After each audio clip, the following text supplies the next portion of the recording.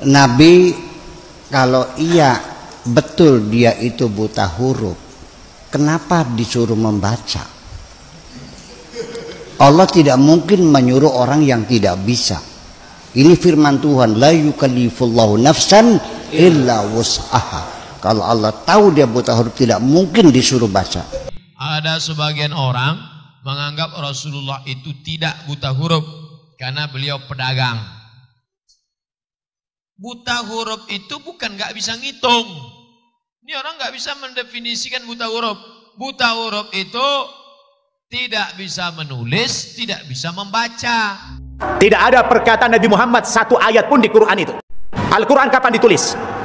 Al-Quran ditulis ketika Nabi Muhammad masih hidup, ketika wahyu sedang turun.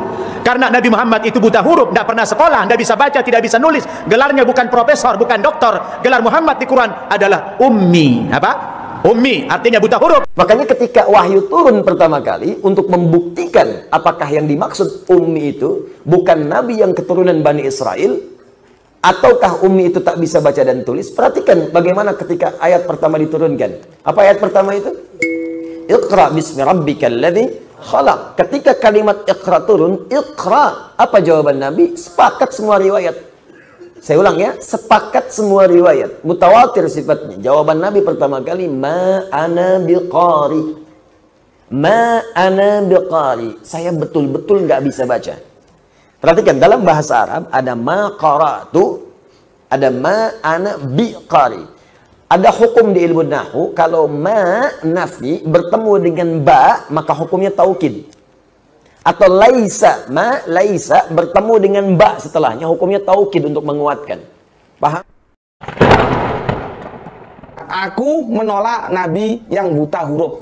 Nggak mau aku punya nabi buta huruf. Untuk apa? Orang buta huruf kok dijadikan nabi?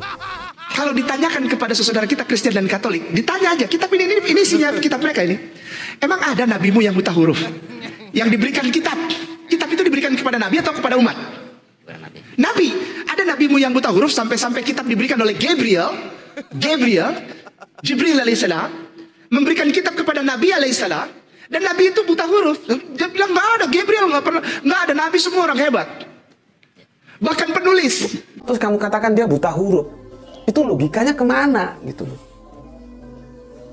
Dan kamu menikmati itu setiap kali kamu mengatakan Nabi buta huruf. Patona, oh patona itu tidak mesti harus bisa baca tulis. Oh, orang yang buta huruf itu juga bisa dikatakan patona, begitu.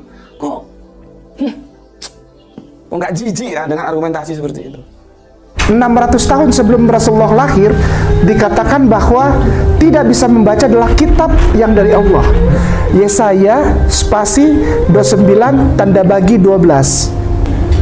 Nah, boleh baca dulu. Berarti itu nubuatan untuk Nabi Muhammad. Ya, mari kita baca. Oke. Itu 600 tahun sebelum Shalom, salam sejahtera dalam kasih Tuhan kita Yesus Kristus. Berjumpa kembali dengan saya di dalam kajian Suara Kebenaran.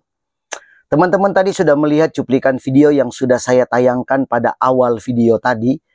Itu berbicara tentang berbeda pemahaman antara mereka tentang apakah Muhammad itu bisa membaca buta huruf atau tidak. Di kalangan mereka itu terjadi perbedaan pandangan. Nah, untuk hal itu tidak akan saya komentari karena itu urusan mereka. Nah, yang akan saya komentari ini dan yang menarik untuk dikomentari adalah pernyataan daripada Ustadz Kainamah di akhir dari video tadi.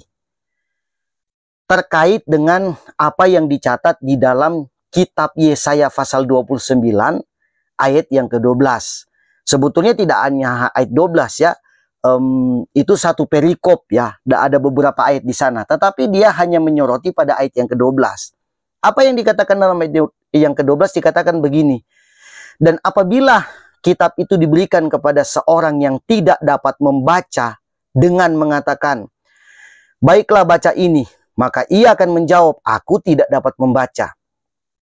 Menurut apa yang dikatakan oleh Kainamah, bahwa nubuatan dari Nabi Yesaya ini adalah mengarah kepada Nabi Muhammad.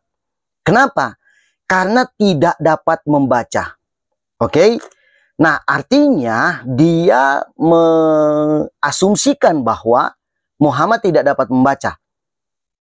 Nah, karena itu kitab ini adalah kitab yang diberikan kepada Muhammad.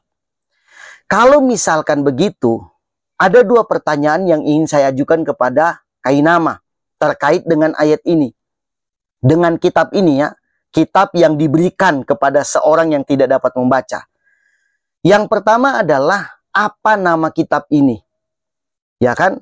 Jadi Allah memberikan kitab nih kepada yang tidak dapat membaca, yang diasumsikan oleh Kainama adalah Muhammad. Pertanyaan saya, apa nama kitab ini? Apakah Quran atau ada kitab yang lain? Kalau misalkan kitab ini Quran, saya tidak percaya, karena Quran bisa dibaca. Ya kan? Bisa dibaca oleh siapapun yang mau belajar membacanya. Bahkan anak-anak kecil, mereka ada banyak tuh yang sudah khatam dengan Quran. Ya kan? Udah selesai membaca Quran itu, bahkan di luar kepala. Quran ini bisa dibaca. Nah, Muhammad pun bisa membacanya. Artinya kan dia mengajarkan kepada orang, berarti dia bisa membaca. Makanya satu ustadz tadi ngamuk-ngamuk tuh. Dia tidak terima kalau nabinya itu dikatakan buta huruf. Tidak terima. Masa bernabi kepada yang buta huruf? Nggak mungkin. Nah, saya juga sependapat, nggak mungkin dia buta huruf. Dia itu orang yang pintar, orang yang cerdas. Dia bisa membaca. Nah, artinya pertanyaan pertama terjawab. Ini bukan Quran. Pertanyaannya adalah, nama apa kitab ini? Apakah ada kitab lain yang diberikan Allah berdasarkan nubuatan Nabi Yesaya kepada Muhammad selain dari Quran, diberikan di Gua Hira itu? Apakah ada kitab lain? Apa nama kitab itu? Belum terjawab. Kemudian yang kedua, pertanyaan kedua, tadi kan pertanyaan pertama, apa nama kitab? Kitab yang diberikan ini kepada seorang yang tidak dapat membaca. Yang kedua adalah, untuk apa kitab itu diberikan kepada dia? Kepada yang tidak bisa membaca ini.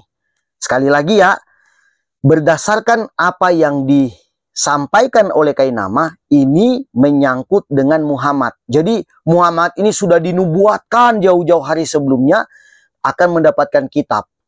Nah, kalau bukan Quran, ada kitab lain.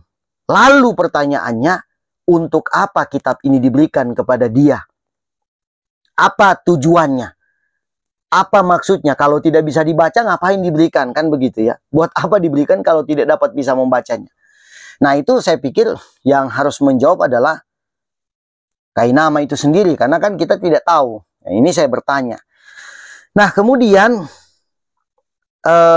terkait dengan apa yang dia katakan begini. Kitab ini, nubuatan ini sudah diberikan sekitar 600 tahun sebelum Muhammad mendapatkannya. Berdasarkan kitab Yesaya ini. Saya pikir ada salah perhitungan yang disampaikan oleh Kainama. Kita lihat dulu ya. Kapan tahun penulisan daripada kitab Yesaya ini. Nabi Yesaya ini disebut nabi besar. Nabi peramal. Kitab Yesaya adalah narasi sejarah. Dan kitab ini ditulis dari pasal 1 sampai pasal 39 sekitar tahun 700 sebelum Masehi. Ingat, tahun 700 sebelum Masehi. Kemudian pasal 40 sampai pasal 66, jadi pasal 1 sampai 39 ditulis kurang lebih tahun 700 sebelum Masehi. Lalu pasal 40 sampai 66 ditulis ya dalam hidupnya sekitar tahun 681 sebelum Masehi. Kenapa dari 700 ke 681? Karena kan sebelum Masehi itu tahunnya dihitung mundur sampai tahun 0. Oke. Nah, tahun kelahiran Nabi Muhammad itu adalah tahun 571 setelah Masehi. Ya kan? Setelah Masehi. Jadi kalau kita hitung rentang waktunya dari tahun 700 sebelum Masehi sampai tahun 681 setelah Masehi, maka ada kurang lebih 1000 lebih tahun jarak waktu antara penulisan kitab Yesaya sampai Nabi Muhammad. Tadi dia bilang 600 tahun sebelum Nabi ini mendapatkan kitab ini sudah dinubuatkan. Jadi ada perhitungan yang sangat jauh sekali dari Ustadz Kainama terhadap penyataan dari kitab ini. Kemudian kita lihat ya, isi daripada kitab Yesaya pasal 29 ini. Nah, sebetulnya apa isinya? Dari ayat yang ke-9 sampai ayat yang ke-13. Di sini saya tulis ya.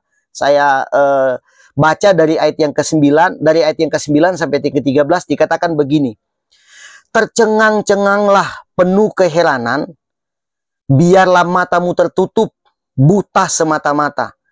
Jadilah mabuk, tetapi bukan karena anggur. Jadilah pusing, tetapi bukan karena arak.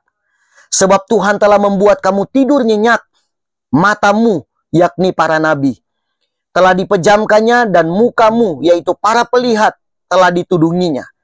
Maka bagimu penglihatan dari semua itu seperti isi sebuah kitab yang termeterai. Apabila itu diberikan kepada orang yang tahu membaca dengan mengatakan, baiklah baca ini, maka ia akan menjawab, aku tidak dapat, sebab kitab itu termeterai. Apabila kitab itu diberikan kepada seorang yang tidak dapat membaca dengan mengatakan, baiklah baca ini, maka ia akan menjawab, aku tidak dapat membaca. Jadi maksud dan tujuan ini adalah bangsa Israel ini kan kitab ini dikhususkan buat bangsa Israel. Bangsa Israel ini dibutakan oleh Tuhan sehingga mereka tidak dapat membacanya. Maka itu dikatakan apabila kitab ini diberikan kepada seseorang yang tidak dapat membaca dengan mengatakan baiklah baca ini, maka ia menjawab aku tidak dapat membaca karena kitab ini dimeterai, atau dikatakan kitab ini termeterai, tidak bisa dibaca. Jadi sebetulnya bukan mengarah kepada orang yang buta huruf, orang yang tidak dapat membaca, orang yang sulit membaca, bukan, tetapi karena memang kitab ini termeterai sehingga tidak bisa dibaca. Jadi kitab ini ditujukan kepada orang-orang Israel di mana mata mereka dibutakan sehingga mereka tidak dapat membaca. Maka itu Nabi Yesaya menubuatkan tentang kedatangan seorang. Alkitab mencatat nabi, tetapi Matius mengkonfirmasi Mesias.